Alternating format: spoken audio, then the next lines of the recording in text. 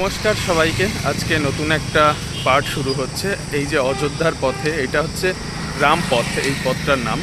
তো আমি এই পথ থেকে এখন যাত্রা শুরু করেছি আজকে বৃন্দাবনের পথে। মানে এখান থেকে 499 কিলোমিটার, অর্থাৎ 500 কিলোমিটার।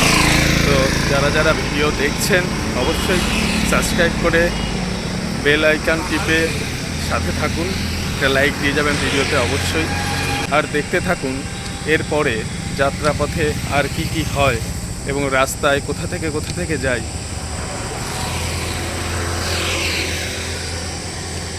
আমি এখন রাম মন্দির থেকে প্রায় 1 কিলোমিটার দূরে আছি। তো হেঁটে যাচ্ছি এই দিকে। এই যে রাস্তাটা, এখান থেকে এই যে রেল লাইন, একদম যারা আসবে পরে তারা বুঝতে পারবে। এইখানেই সামনে অযোধ্যা স্টেশন, এদিক থেকে যেতে হয়। এই রাস্তা ধরে আমি সোজা চলে যাব একটা বড় হাইওয়ে, মানে জাতীয় সড়কে। সেখান থেকে সোজা 500 কিলোমিটার অতিক্রম করতে হবে আমাকে।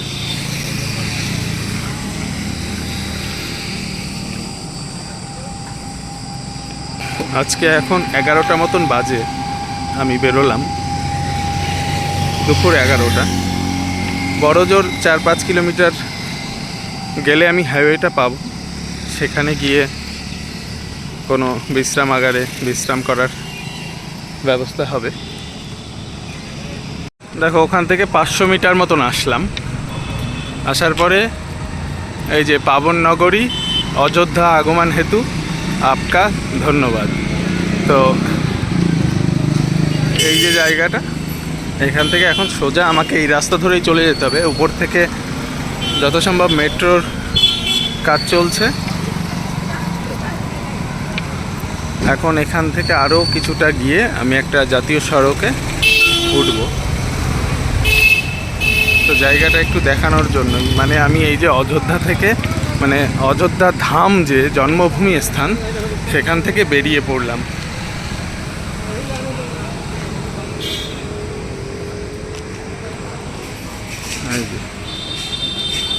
এই যে রাস্তার পাশে প্রতিটা জায়গায় মানে প্রায় 500 মিটার দূর এরকম জলের ব্যবস্থা করা, এবং জলগুলো ঠান্ডা, মানে এবং জল এখানের খুব ঠান্ডা। আমি একটু জল ভরে নেব। এই যে বোতলে জল ভরলাম। আসলে জল ভরার সময় মোবাইল, এক হাতে লাঠি, কল খোলা, এইসব ব্যাপারগুলোর জন্য আর ভিডিও করা হয়নি। এই যে এখন এখান থেকে আরও 1 কিলোমিটার কি 1.5 কিলোমিটার রাস্তা আমাকে যেতে হবে, তারপরে হাইওয়ে পেয়ে যাব।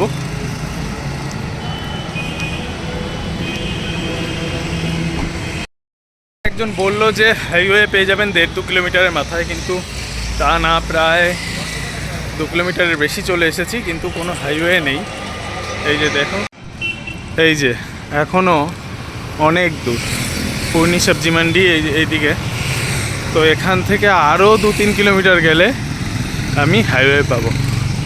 তো 2 কিলোমিটার মতন গিয়ে আবার ভিডিও করতে পারবো, কারণ এত লং রাস্তা রোজ ভিডিওতে নেওয়া তো সম্ভব নয়। তাই আমি মেন মোড়গুলো দেখাচ্ছি। এরপরে যে মেন মোড় আসবে যখন হাইওয়েতে উঠবো, সেইখানে দেখাচ্ছি। থেকে এসে এই যে এই রাস্তাটা সোজা চলে গেল, আর এইদিকে আর একটা রাস্তা।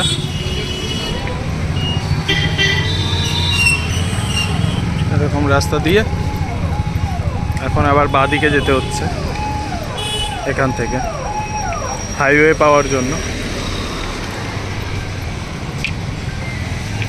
ঘুরেই আমি রাস্তা পার হয়ে গেছি, আর পার হতেই ডান দিকে একটা গলি।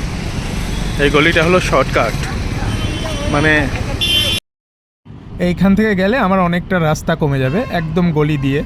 আর একটু ছায়া থাকে, বিল্ডিংয়ের ছায়াগুলো, আর ওই হাইওয়েতে খুব গরম থাকে। গলির মাঝামাঝি যখন পৌঁছাই আবার ভিডিও করে নিই, তারপরে এখান থেকে আর বেশি না, ওই 500 মিটার মতন গেছি। তারপরেই একটা মোটামুটি রোড পেয়েছি। এই যে দেখুন রোডটা, এই যে রোডের সামনে আসতেই একদম রোডের মুখোমুখি এই যে গলি শেষ প্রায়, এই একটা মন্দির, আর এসে গেছি গলির একদম শেষ মাথায়। আবার সেই রাজপথ, সামনেই রাজপথ। এই যে আসলে এদিক থেকে আসতে হতো, আসিনি। এই যে একটা মন্দির রয়েছে, হনুমান মন্দির। আমাকে এখন ডান দিকে যেতে হবে এইখান থেকে। যে আমার পিছনে যে দোকানটা, আমি এখানে একটু খাওয়া দাওয়া করলাম। 10-15 মিনিটের মধ্যে খেয়ে সারলাম, কারণ ভিতরে এত গরম ছিল। কিন্তু খাবারের দাম মোটামুটি কমই এখানে। তো দুপুর হয়েছে, তাই খেয়ে আবার হাঁটা শুরু করলাম। এই যে রাজপথের ধার দিয়েই হাঁটছি। আসলে ওই পাশটায় যেতে পারলে ভালো হয়, এক্ষুনি যাবো ওই পাশে। ওই পাশে একটু ছায়া আছে, তো ওপাশ থেকে গিয়ে আবার হাঁটা শুরু করব একদম জাতীয় সড়ক অবধি। তো ওইখানে আমি বেশ, ওই যে জায়গাটা দেখা যাচ্ছে, ওইখান থেকে খাওয়া দাওয়া করে আমি এই পথ ধরে এদিকে আসি। এদিকে আসতেই আর কোথাও জায়গা পাচ্ছিলাম না, তো ভাবলাম এই গাছটার তলায়, এখানে একটা গাছ রয়েছে, এই গাছের তলায় ছায়া। দুপুরবেলাটা এখানেই বিশ্রাম করতে হবে, তো এখানেই বিশ্রাম করে আবার দুপুরবেলায় এখান থেকে রওনা দেবো এই দিকে। জায়গাটাতে আমি ছিলাম, এখানে বিশ্রাম করার পরে আবার এই রাস্তা ধরে শুরু হলো। এই যে রাজপথেই তো ছিলাম, দেখালাম এরকম একটা জায়গায় গাছের তলায়।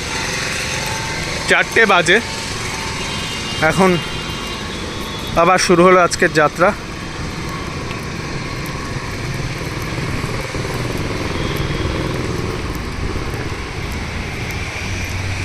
পথ ধরে চলেছি।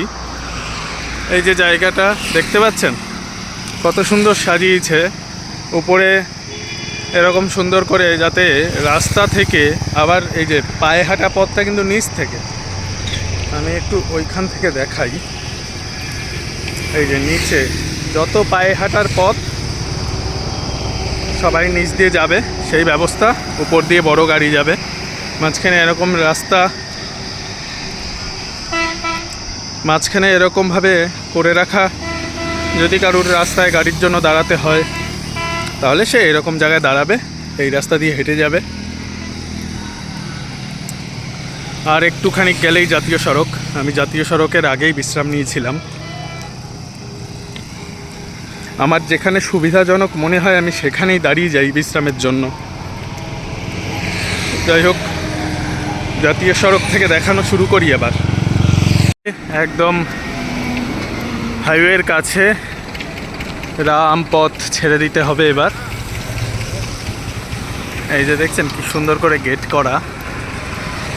তো আমি এই যে ব্রিজটা, এটাই হচ্ছে হাইওয়ে। তো আমাকে ওই ব্রিজের ওই পার থেকে, ব্রিজের সাইড থেকে গিয়ে হাইওয়েতে উঠতে হবে।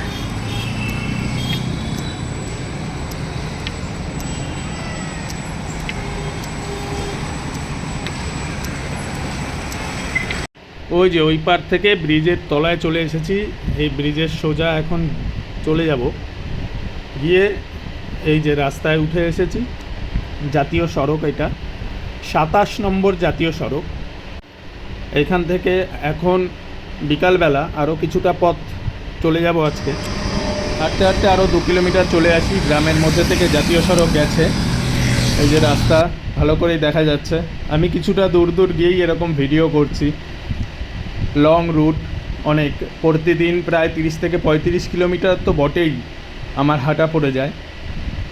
সন্ধ্যা হয়ে গেছে, এই যে সন্ধ্যা হওয়ার পরে আবার শুরু করলাম ভিডিও করা। আর আমি এইখানে বসে আছি। এই যে আমার ব্যাগ, এই যে এখানে খাট পাতা রয়েছে, এইখানেও একটা খাট পাতা রয়েছে। এইরকম একটা ঘর। এই যে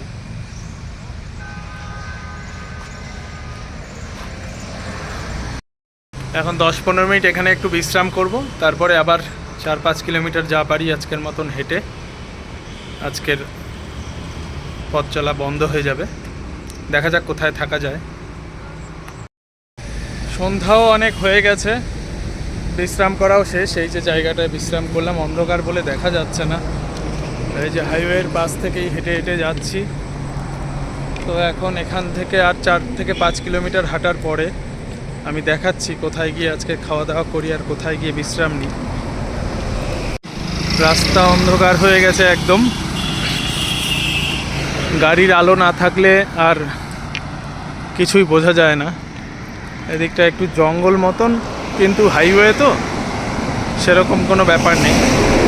এই যে সামনে খাওয়ার জায়গা দেখা যাচ্ছে, এখানে ঢুকে কিছু খেয়ে নেব। পেট কিন্তু আজকে মোটামুটি ভরা আছে, তারপরেও এরপরে যদি কিছু পাই না পাই তার তো কোনো ঠিক ঠিকানা নেই। তাই জন্য এখানেই খেয়ে নেব, কারণ